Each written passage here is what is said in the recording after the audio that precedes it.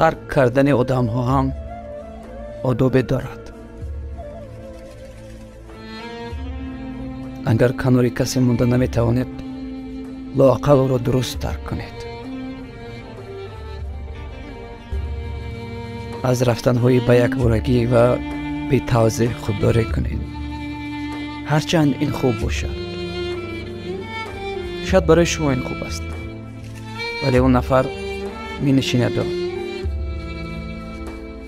در خودش، در مناسبت هایش، در رفتارهایش، در بودنش دلیل سبب و عامل‌های را جستجو می کند که شاید باعث شد که نسبت او چنین برخورد کنند. آخر همه انسانند، همه احساس دارند، همه دل دارند. شاید یک رفتاری به توضیح شما باعث می شود که چندین روز، چندین شب یک نفر با اون فکر می کند. چندین شام را او با این فکر صبح می کند.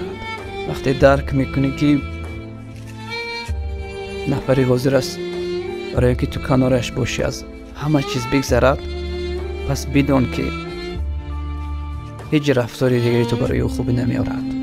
هیچ وقت. این مثل آن است که طبیب نفری را که خیلی در حال دشوار است به توبت راضی می کند، توبت او را شروع می کند، ولی در نیمه راه هرچند می داند که اون نفر او احتیاج دارد، هرچند می داند که غیر او دیگر کسی درد اون نفر را توبت کرده نمی تواند، او را همین گونه می گذارد و می رود و اون بیمار نه دیگر مثل قبل است، نه دیگر شفا می یابد و نه دیگر از میان آن دردها بیرون می شود. ترک کردن آدم ها آداب دارد.